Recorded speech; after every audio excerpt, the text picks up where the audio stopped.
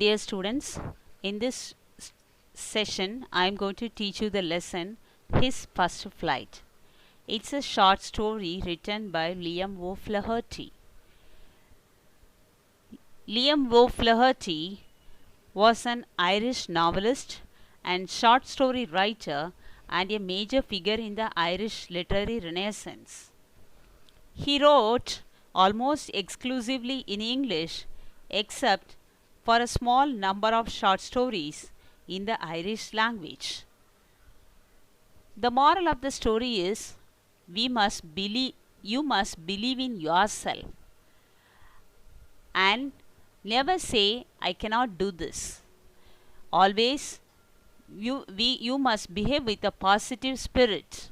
The positive spirit will lead you to achieve success in your life. Let us all get into the story. The story is set at the young seagull. The young seagull was all alone on his sledge.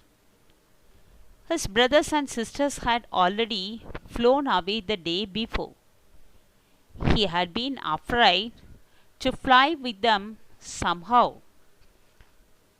Somehow, when he had taken a little run forward to the brink of the ledge and attempted to flap his wings, he became afraid.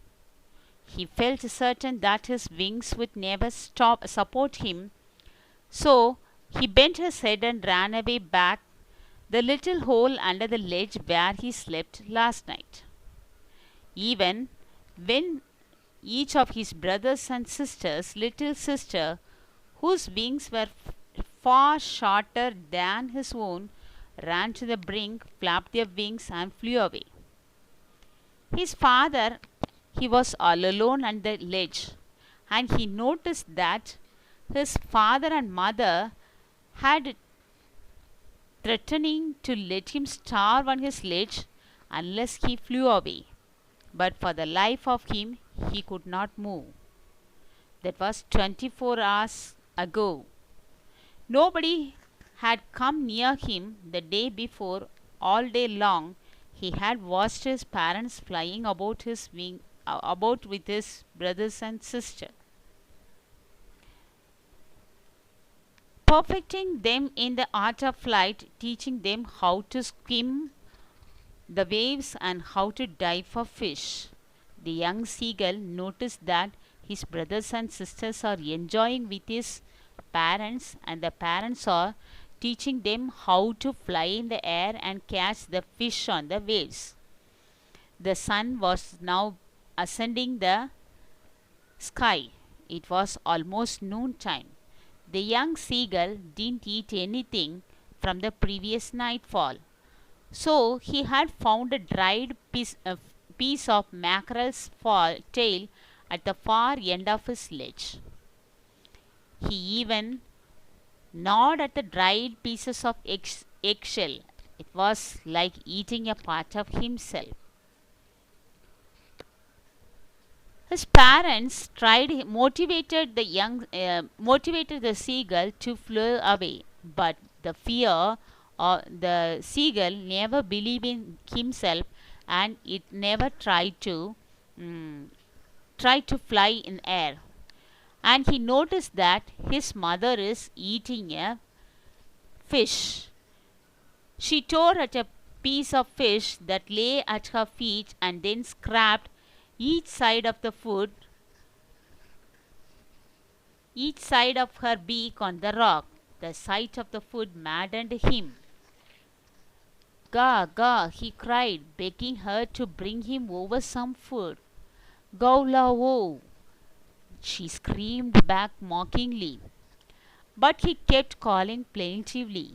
The young seagull waited till at the end of the edge and peeping its body and tried to pick up the piece of fish from its mother's beak. But the mother cheated. He waited a moment in surprise, wondering why she did not come nearer, and then, maddened by hunger, he dived at the fish. Then a monstrous terror seized him, and his heart stood still. He could not hear in nothing, but it only lasted a moment. The next moment he felt his wings spread outwards. The wind rushed against his breast feathers, then under his stomach and against his wings. He could feel the tip of his wings cutting through the air. He uttered a joyous scream and flapped them again. He soared higher and higher. He raised his breast and banged against the wind. Ga, ga, ga, ga, gaulo! His mother swooped past him, her wings making a loud noise. He answered her with another scream. Then his father flew over him screaming. Then he saw him two brothers and sister flying around him, soaring and diving. Then he completely forgot that he had always been able to fly and commenced to dive and soar. Thus, the young seagull learnt how to fly. Thank you.